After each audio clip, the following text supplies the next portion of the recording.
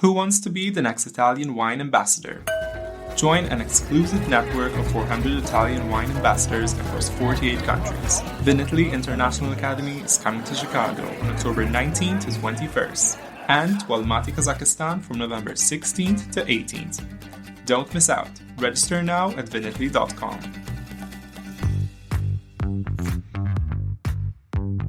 Welcome to this special Italian wine podcast broadcast. This episode is a recording off Clubhouse, the popular drop-in audio chat. This Clubhouse session was taken from the Wine Business Club and Italian Wine Club. Listen in as wine lovers and experts alike engage in some great conversation on a range of topics in wine. If you enjoy listening, please consider donating through ItalianWinePodcast.com. Any amount helps cover equipment, production, and publication costs. And remember to subscribe and rate our show wherever you tune in.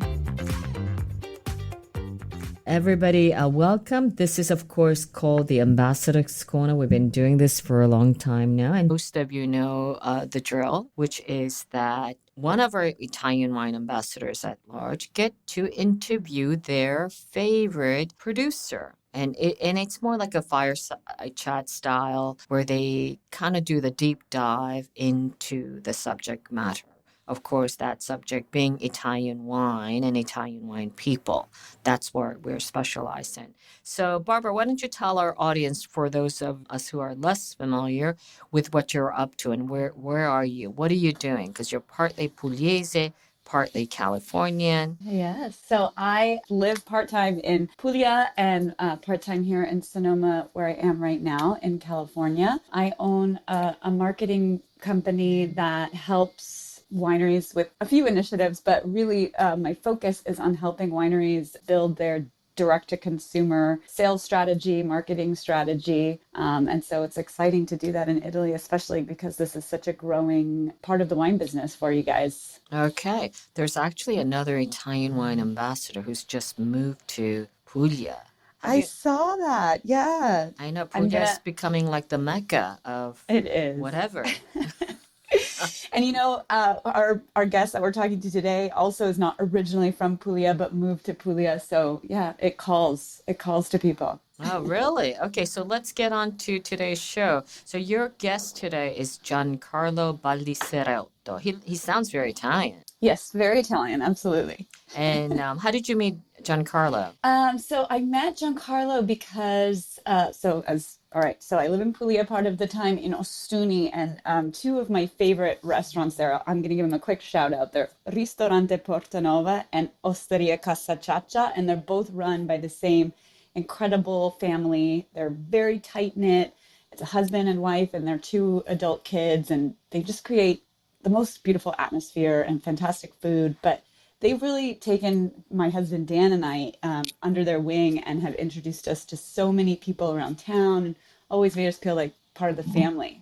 So when Dan and I decided to start importing Italian wines, their house white wine immediately came to mind because it's, of course, downright delicious, but a really great example of how white wines from Puglia can be refreshing and crisp and wallet friendly. So we asked them to connect us to their winemaker, who turned out to be Giancarlo, and the rest is history. Oh, that's excellent. You know, it's absolutely true. When we think of Puglia, we're thinking Primitivo, we're thinking red wines, and we are never thinking about white wines. Yeah, and they're really special, especially with the hot weather.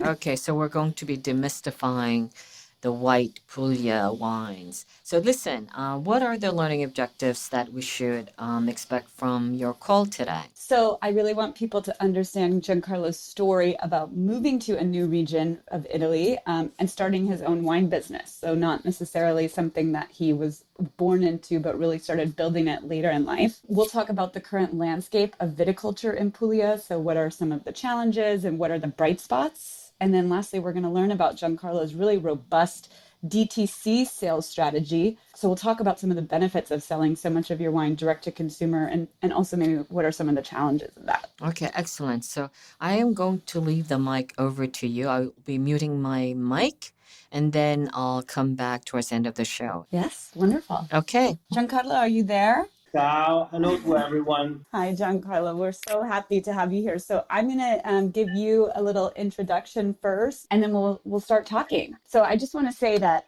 before I even read your biography, that I already spoke about it a little bit with Stevie, but one of the things I love most about Puglia is the people. They're so creative and passionate, and Giancarlo is a perfect example. So you'll learn very quickly, even though he's from Veneto originally, he really embodies the spirit of Puglia. It's very hardworking, but always creating the time to enjoy life's beauty. So wines and olive oils that he makes are both amazing. They have so much depth and complexity without being over the top. And really, he's also become a good friend of me and my husband Dan. And so thank you for welcoming us into your home, into your life. So I'm going to read your bio and then we'll get to talking. So you run a boutique winery, a boutique organic winery in Carovigno called L'Essenza di Puglia, the essence of Puglia. You produce Salento IGP wines primarily from Primitivo, Negro Maroffiano, Chardonnay, and Garganega, which is a little nod to your roots in the Veneto. Their production philosophy is to create wines that are not overly intense in flavor, but very well balanced and respecting the natural characteristics of the grape to produce wines that are round, easy to drink, and pleasing to the palate. So at your winery, you're very committed to sustainable practices and actively working towards a symbiotic agriculture for the conservation and protection of the Mediterranean environment and its biodiversity. The vineyards and olive groves are perfectly integrated with natural and spontaneous wild plants. So Giancarlo, welcome. Yeah, thank you for having me. Oh, my pleasure.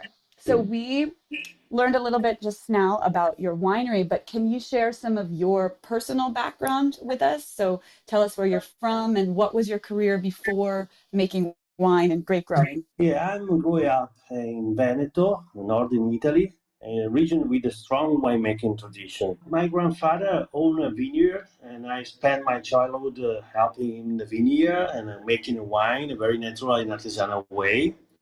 However, besides dedicating my free time in the vineyard, my main occupation was as a partner and manager of tannery, and I produced leather for shoes and bags for luxury brand for 20 years. But yeah, then my very passion is was the vineyard, the wine. So your grandfather, what kind of grapes was he growing? In the north, we have Durello, it's local grapes with high mineral contents that produce excellent white wines, and also as well as Malvasia, white Malvasia, and Cabernet vines. This is the main vines that we grow in the north with my grandfather. We have a lot of our Italian wine ambassadors who are big Durello fans. So definitely a cult favorite. So your original career was making and selling leather. So obviously you're in a very different career now. And what inspired you to make that change? I must say that the life in the north part of Italy is very different by the south. In the north, there's more traffic, fast life, different climate. And when we inherited the land in Puglia for family of my wife, I decided to move here. But nevertheless, my passion for wine was naturally returned to the passion that I inherited from my grandfather in the north. And then I decided to move here, do just wine, oil, and live with the leather to other family, part of family. Yes. And so your wife is originally from Puglia and originally from Carovigno, right? Yeah, Carovigno, not part of Salento. So for her, it was a homecoming. Yeah. Was it a difficult adjustment to living in the South versus the North, or did you feel at home right away? No, I feel very at home here. It's very, very easy to live and Yes. Very fantastic here. Yeah. You can live very well in Puglia. Yeah. So, okay, tell us a little bit now about your property and the history of of the Masseria? When I inherited the property in Puglia, Masseria Pietrasanta, called the name of the Masseria family of my wife, consisted mainly of century-old olive trees in the hill area, a few kilometers from the sea. And I decided to start planting the vines, acquiring some vineyard in the area near to the Valle Itria, Grottaglie area, and then I started that in around 2014, 15, and then now I'm very happy to have this choice. Yeah, that's wonderful. And where are the grapevine? There were no grapevines planted on your property when you arrived in Puglia. So how did you decide which grapes to cultivate? There's not grapevine heredity in Portugal, and I decided to cultivate the most common, really native varieties, Negramaro and Primitivo. And then when I acquired the other vineyards, I acquired the Fiano and Chardonnay.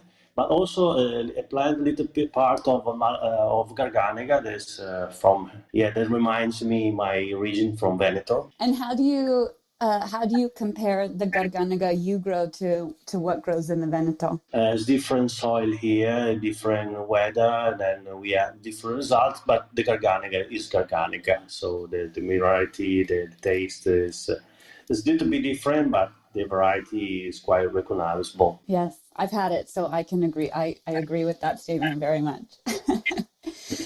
So you have vineyards, you mentioned, both in Carovigno, which is on the Adriatic coast in the Valle d'Itria, and in Grottaglie, which is more inland in that valley. So they obviously have some pretty different terroirs and microclimates. And which varieties do you grow in each location, and how do the conditions impact the vines? The variety that we have in Carovigno is mainly Primitivo, and a new plant of Negramaro. In Grottaglie area, we have Fiano, Chardonnay, and part of Garganega, and also some are also part of Negramaro. The soil is different. In Carovigno, the soil is sandy loam, rich in organic matter and clay, and providing this kind of soil provide a good balance, a complexity of equilibrium for the vines. In Grottaglie, the soil is calcareous and then significant clay presence. Also offer a very excellent condition, but tends to impart more minerality to the structure of the wine in Grottaglie. Both terroir is very suitable for viticulture, and each contributing unique characteristics to the wines. We might talk about this a little bit more later too, but being so close to the sea in Carovigno, you have a very intense wind that happens there. Salento is the sea, the sun, the wind. Is that there's both positive and challenges to that. So it helps. We talked a little bit that how does it help the grapes and how does it challenge maybe some other grapes? The wind is very important in the vineyard. The constant wind is very useful for the vineyard. In the north, for example, when I live with my grandfather, we have not wind and it's more difficult to grow organically. Here, the wind helps to get dry the vines and avoid reduce the disease as mold and fungus. And also the breeze of the sea, if it's not very, because we are around 6 kilometers from the sea in the hills, affect with the salty taste sometimes the grapes is nice to have in the wine. Yeah, I love that. That's, as we were talking about earlier, that kind of sea salty minerality that can show up in Puglian wines, especially in the whites, that keeps it so refreshing and so lovely to drink when it's 40 gradi. Yeah, right, yeah. Okay, so let's talk a little bit about growing grapes in Puglia today. Could you share some insights into what that is like and maybe how climate change has affected your vineyards, if at all? The climate in Puglia is quite stable, with mild winters, hot and dry summer. However, the extreme weather events can still pose significant challenges. For example, sudden hailstorm can severely damage the grapes, and As experienced last year, also unexpected persistent rainfall. And then we had some disease and we lost last year 30% of production in our vineyard because long and persistent rainfall. And then we have also prolonged extreme heat, rising temperature, but not really yet. But I think in the future could be also a problem to have heat and rising temperature. For mitigate the thermal stress in the grape wine, there is several solutions. And then we use, especially for organic, I will speak about organic farming, the using of zeolite, algae extract. Also is important the mulching, and also the controlled irrigation, the drip irrigation. Now we are do the new irrigation under the soil is very important. And so some this kind of practice help to this kind of climate and changes. And so you mentioned that you had about 30% loss last year. Was that because of Peronospora? Yeah, mainly Oedipolonospora, yeah. Yeah, but I do think, there's something to be said because many wineries lost, 60, 70, even 100% of their grapes. So do you think, what do you think helped you to keep your loss lower than those levels? To keep the loss lower is not easy. Depends also of the area because there's a microclimate. Here we hopefully we have a lot of wind and then help to reduce this kind of matters. But yes, for avoid this kind of problem, we have to use some of the practice that I mentioned before, the zeolite, the algae extract, the other using also foliar fertilizing. I reached the foliar fertilizer with the compost tea and bacteria. Yeah, there is some that get a little bit stronger, the vines, and more resistant to the stress of temperature. But there's not a lot of things to do with organic. Sometimes we have to consider that we can lose a part of production. Right. And was your loss lower in Carovigno since that is on the sea and has the wind there? Yeah. So you had more loss in Grottaglie? Yeah. So could you tell us a little bit about the very unique Terra Rossa soil in Valle di Riccia and what effect does that have on both, the things you grow and the final wines? The Terra Rossa is the red soil because there is rich on iron oxide. The iron oxide does not transfer directly into the wine, but contribute to soil quality, and which in turn positively affect wine growth and rape ripening and wine aromatic profile. This can result in wines with greater mineral complexity and more robust and well-balanced structure. So yeah, it's good to have iron oxide in the soil. It's more rich also, and is transferred in the wine taste. Yeah. And which part of the valley would you say it's more? Is the iron oxide richer closer to the sea or more inland? Here where we are more richer than, for example, the other area of Grottaglie or the other part near Taranto area. Yeah. And I want to mention too that at your property in Carovigno, the soil there is so brilliantly red, but it is so fascinating because you have found pretty large fossils of things from the sea, since that used to be underwater millions of years ago. Like, what are the things that you've found in your soil? Yeah. There's a lot of this fossil because in the past here there was the sea right here, and it's very nice. When I found it's nice. I'm very happy to find clams or other kind of thing. Yeah. You showed me. Yeah, you showed me a scallop shell that was as big as my hand. Yeah. So interesting. So you call your property a boutique farm, and what does that mean to you? It's quite easy. The boutique farm to me means a small scale, well organized, carefully maintained farm. kept as if it were a garden. And I think that's so interesting because you spent the first half of your career making luxury leather, so very small production but high quality, and then you've translated this now to how you're farming, small production, high quality. Yeah.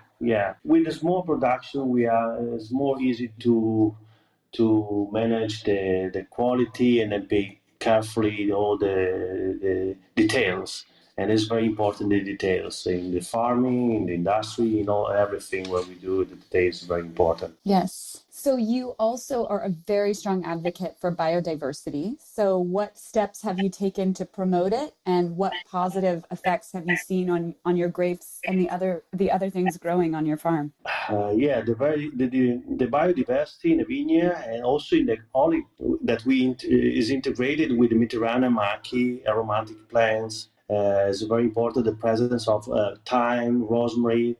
We have here also in Carovigno the fruit trees such as pears, pomegranate, almond. This kind of biodiversity offers several benefits.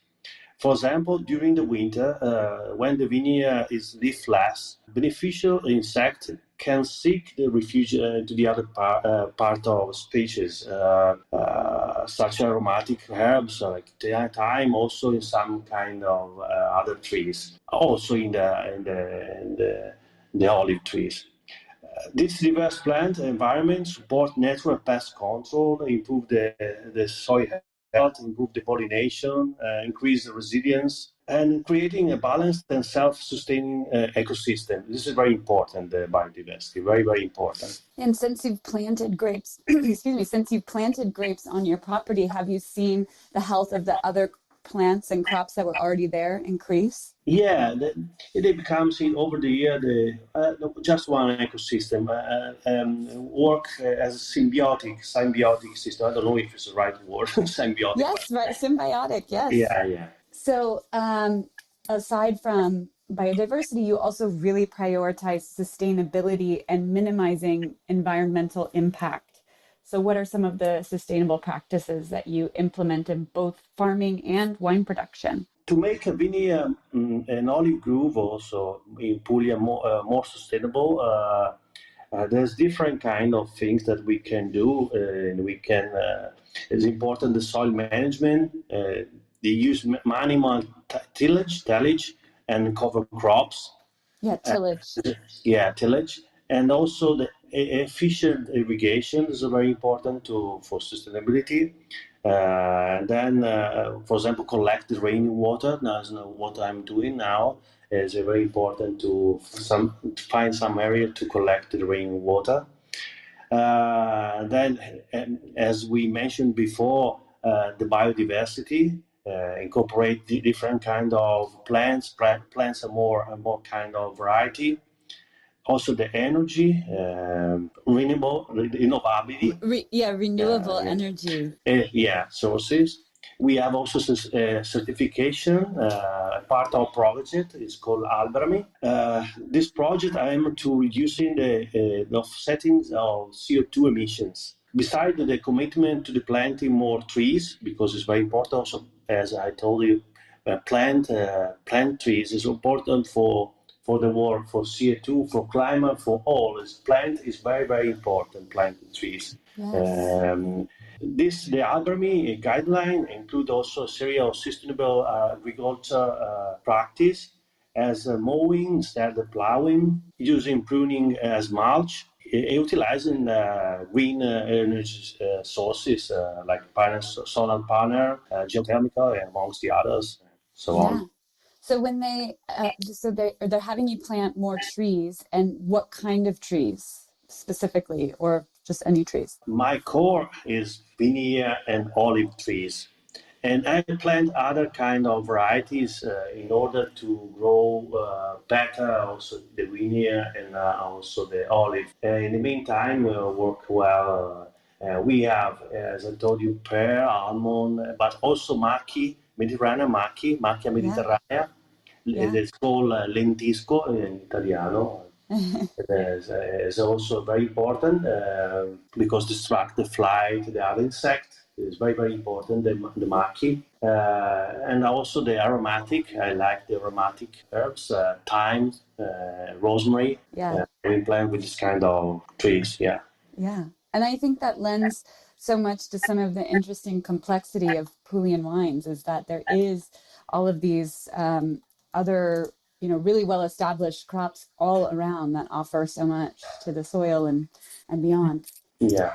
Okay, so you recently planted a new vineyard at your property in the shape of an amphitheater, which is very interesting. So what was the thought process behind this layout? I decided to plant as an semicircle because it's nice aesthetic also, but also have some good results in terms of organic farming, because with the circle layout we can reduce the shaded areas and that occur in the vineyards. Instead of row oriented in a single direction. That means that each plant may receive more light during the day. And also, what is very important, but what I plant is not is as a sapling, a small trees, ad alberello. Yes. I don't know it in English, but yeah. We call it a bush vine, but I think most bush of our vine, yeah. I think people understand that. And planted not very close, 1 meter 30 centimeters. So it's little be also larger than usual planting. And it's very important for the semicircle and this kind of planting for air circulation. That is very important, essential for have health and grape quality. The circulation regimen can improve the air circulation around the vines. Yeah, the stems of dry rows can reduce the formation of stagnant areas, and it's better. So helping to really use that natural air that natural wind that comes through to your benefit. Really. Yeah. And you did a lot of work, because I saw when you were kind of in progress, and then I saw after you planted it, but you did a lot of work to really prepare the soil as well to plant this vineyard. And you were breaking down. I mean, what were you breaking down? Yeah, the soil for the vineyard is like foundation for a house. So it's very, very important. It's if we well prepare, and then we have less problem then. Yeah. But you found some of the actual substances in the soil that you were breaking down, like the very almost like marble, like. Yeah, we have a lot of. Originally, it's been a cliff, originally with rocks. Yeah. And then we have to broke and then for plant the vineyard, because otherwise it's not possible to plant vineyard in this area. Yeah. But then is very. We call this area Pietra Santa because there's a lot of rock. Pietra Santa, Saint Stone. Yeah. Because take a fresh the roots, and then there's also very useful for the vineyard. It's also very useful for the olive trees. Yeah, because those rocks, what are they what are they high in limestone? Are they more, what are their kind of benefits for the stones? Yeah. Yeah, take the soil and take the more fresh. And this is is very important. And then also the stones, there is a lot of murete secco. I don't know what is murete secco in English, I don't know either. Something that's dry. Yeah, dry stone walls we can wall. And that's also very important. And now I'm restored the part of dry stone walls. Yes. It's also important because if we spoke before, we have a lot of rainings, the climate change. The dry stone walls helps to better broke the roots of the water when raining a lot. Okay, interesting. Yeah. Yeah, the ancient they built a lot of dry wall store also near to the vineyard, near to the olive tree, around the olive trees. Yes. Because they keep more dry. Where is put this kind of store, and also helps when rain a lot to direct the rain. Yeah, right. Direct. Yeah, Yeah, and it is true. If you drive around, especially in Valeditria, you'll see these Yeah, a amazing lot. ancient stone walls that are, Yeah. yeah. Okay, so obviously you're in Puglia, also besides from growing grapes, a tremendous olive tree population. And so I feel like we should talk a little bit about Xylella, which is known in English as Pierce's disease. And so in Puglia, it's not affecting your vines, but it is a pest that can also affect grapevines. But we've seen it in Puglia very tragically devastate so many olive trees. I mean, I think it's up to like 60% of the olive trees. So have you encountered Xylella on your property, and how do you manage it? Yeah, Xylella is very huge, a big problem. It's very sad to see a lot of trees died. For the olive trees, especially to see the olive trees like what we have from 600 to more than 1,000 years old is a real shame. I'm trying to use the good practice as we discussed, and the biodiversity, use mycorrhiza is kind of mushroom for improve the immunity system of the plant, applying the compostage enriched with the bacteria.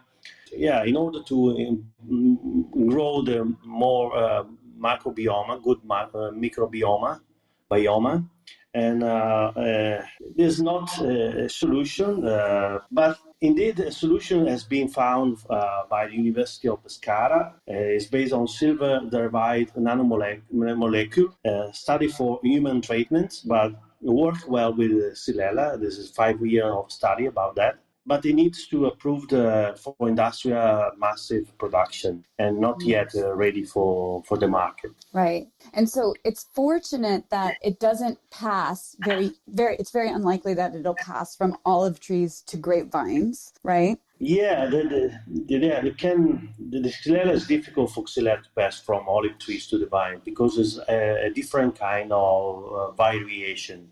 I don't know if it's Variant, yeah. yeah, and then it's very.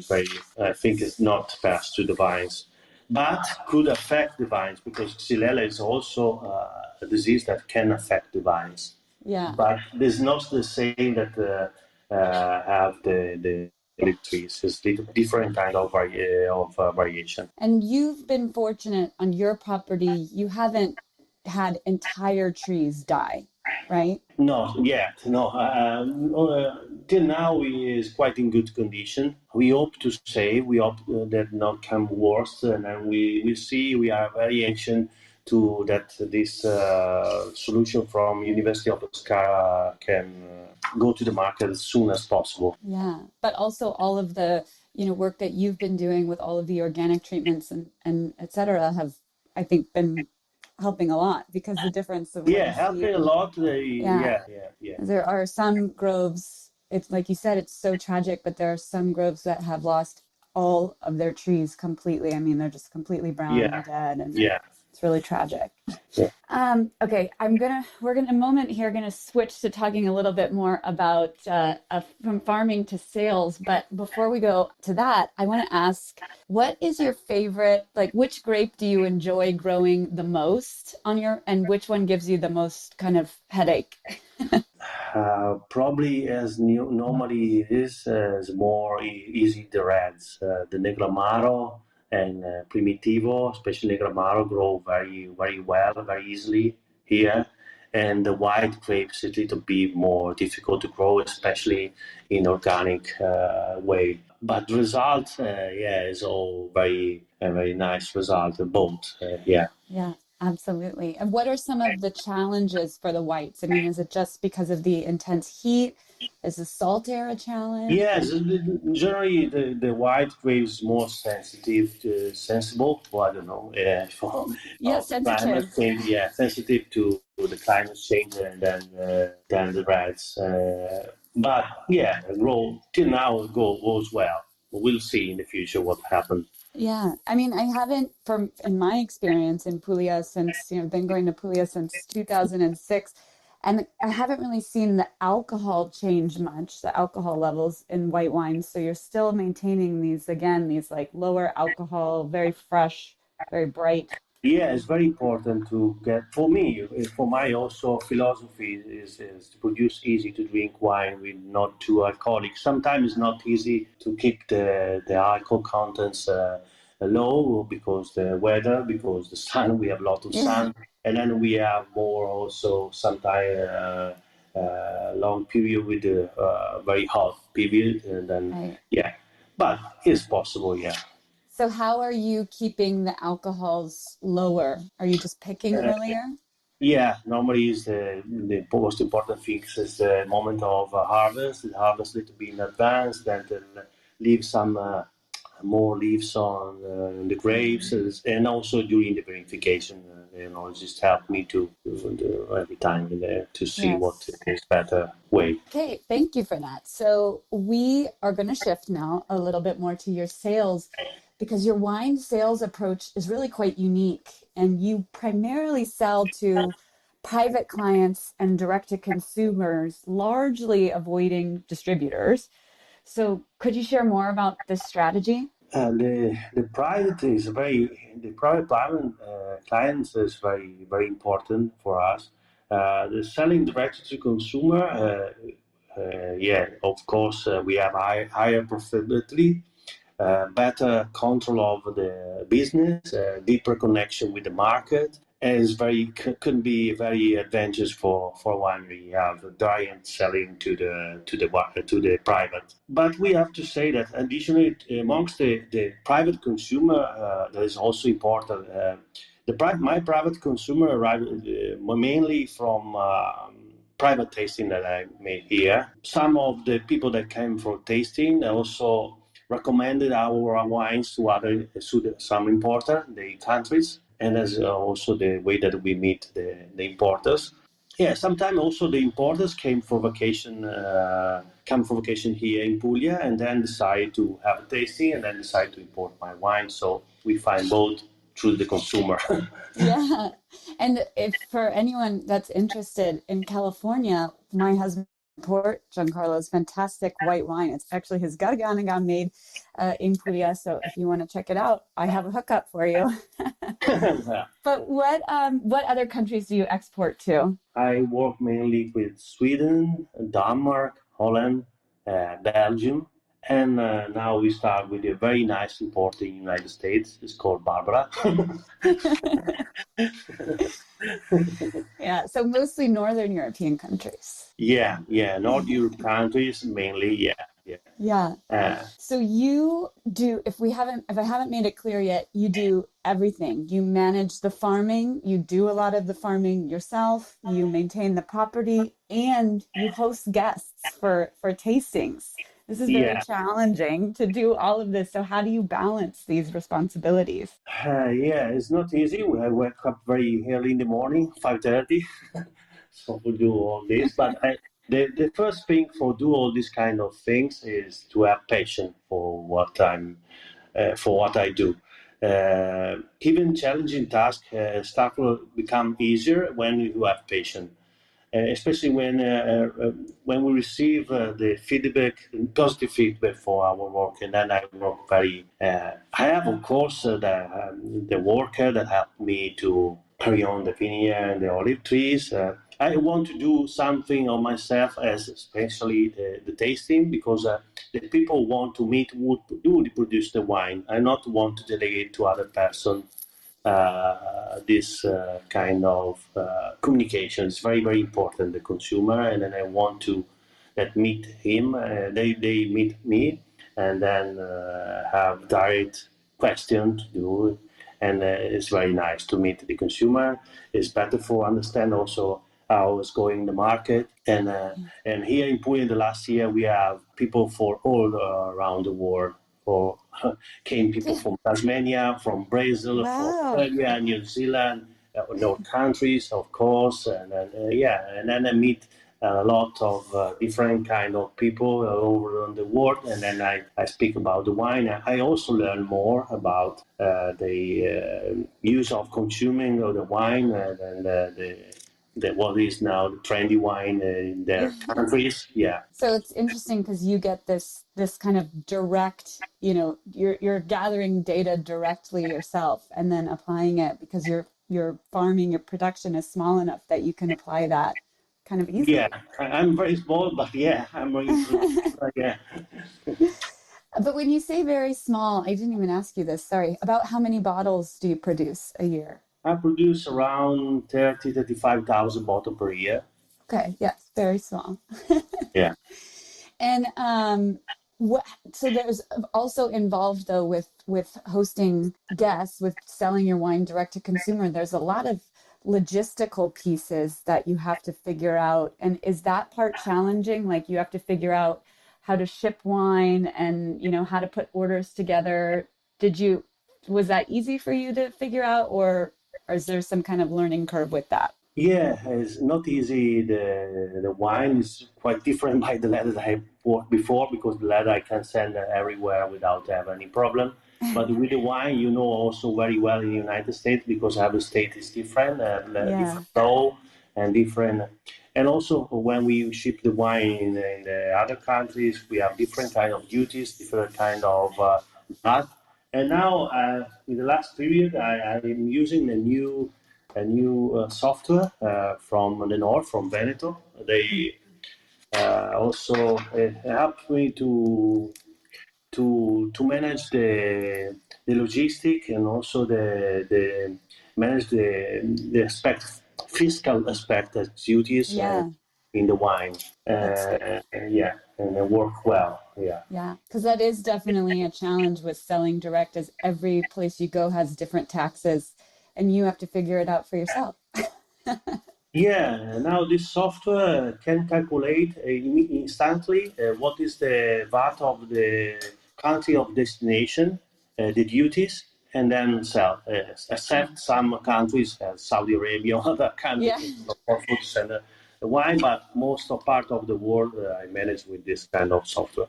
that's fantastic. What is the software called? And it's called Direct from Winery. Direct from Winery. Well, Yeah, very easy to remember. yeah. So, what does a typical visit to your property entail if somebody wants to come do wine tasting with you? Yeah, the visit of my property normally is entirely private by appointment. I like to give attention to each person that I come for a visit, focusing on they want to know and providing, as I told before. And it's a very comfortable environment. It's important for me. The people are coming to make the visitor feel at ease. This is very important. Yes. Well, we've talked about this before, but as I think I can speak for Americans, and probably a lot of the world thinks really of the aspirational qualities of Italian lifestyle, the dolce vita, and you offer that. Your farm is la dolce vita, truly. Yeah, yeah. It's important to give a very good, unique experience to the visitors. And then we have not to follow just the numbers. The numbers, 30, 40, 60 people. I have requests for a lot of group, then refuse. Because for have a good experience, you need to be intimate and familiar environment, and not and normally it's not easy to have this kind of environment in a big huge group. Yes, Yeah. it's nice to have sometimes a huge group, but not as a normal experience that I want to offer. Yeah. And you're taking again that very kind of like the same approach that you take to your farming, the same approach you took to your leather business, smaller so that you can be higher quality, even in the interactions that you have with your guests. Yeah, all be the same. Yeah, not huge. Came from the industry in the north when I work with the leather. A lot of work, and it's industrial. I know very well the industrial house work, and then it's nice, yes, but it's part of the work. Yeah. But what I'm deciding to do is have activity in the human scale, and Yes. then I want to stay in this kind of size. Probably in the next year I grow a little bit, but not becomes huge. I don't want to become, because I want to keep and stay in the human scale dimension. Yes. Yeah. And when people taste, that's so beautiful, by the way. I don't want to just rush to another question, because I think that's so lovely that you want to make sure that this is everything that you can do, with your hands and your heart. And I love that. I love that sentiment. And I find that a lot in Puglia. That it's, I think, why it feels so good to go anywhere, to go to a restaurant or to go to visit a winery like you, because it's people are doing it, with what they can manage, what they control themselves. And so there's that degree of passion in it. Yeah. So when people taste, you do an interesting tasting for your wine. You do your wines and your olive oils together, right? Yeah, I combine wine and olive oil. I decided to combine to do this kind of tasting. It's a little bit different by normal tasting because I'm producer of both wine and oil. And what I'm decided to do is to combine to produce some natural infused olive oil with the notes of the wine. I study, for example, for the white that have citrus note, my wine, the lemon infused olive oil is made with the zest of the lemon into the oil. And then normally what I do is to taste the wine. I suggest to taste the wine to the guests, and then they have the oil on the local bread called frisa, and then we taste the wine. Then after the oil normally has increased the notes of the wine, and the people are very happy to have this kind of tasting. Yeah, so, and then we'll do the same with the 5 or 6 kind of wine and different oils too. And oils, yeah. So it's wine, oil, wine, and you call it wow, right? Yeah, wow tasting. Yeah, wine, oil, wine. Yeah. Yes. All right. Because most of the people when taste they say wow, and then then I That's so great. I was one of those people that I said wow when I did tasted all the oils and the wine. So, so knowing what you know now, what advice would you give to someone starting a wine business? As I told you, the passion comes first. Followed and also followed by continuous and desire for knowledge. And this is also important, not in the wine, but in all kind of field. And willingness to learn and seek help from experts. We not to have to think that we know all. We have to learn from all the people can teach some part of important things. And I'm going to dialogue with the other producer, with also with the passionate wine lovers, and sometimes we can learn from everyone. Yeah, I love that. I feel the same way. It's so important to kind of be in a community with each other, and we go farther together, I think. Yeah. And so my last question for you, what aspects of running your farm, your wine business have brought you the most fulfillment?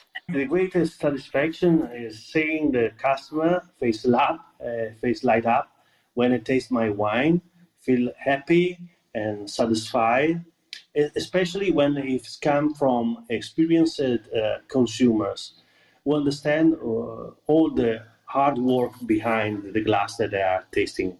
And there's a lot of work for arrive to the glass, and then it's very nice when they are happy and pleased to have the wine and then also enjoy the wine.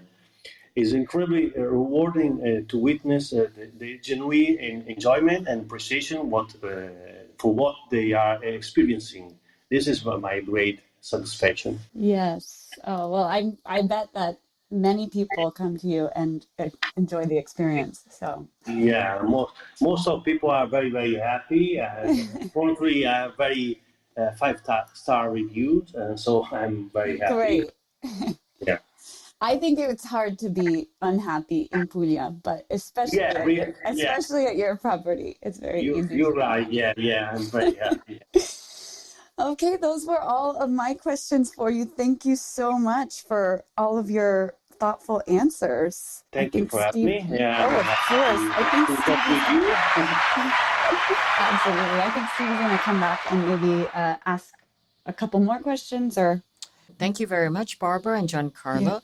Yeah. I feel like you guys had a very geeky discussion, but what about like kind of the basics, especially since you met at a restaurant? What about the food and wine pairing? Can we go over?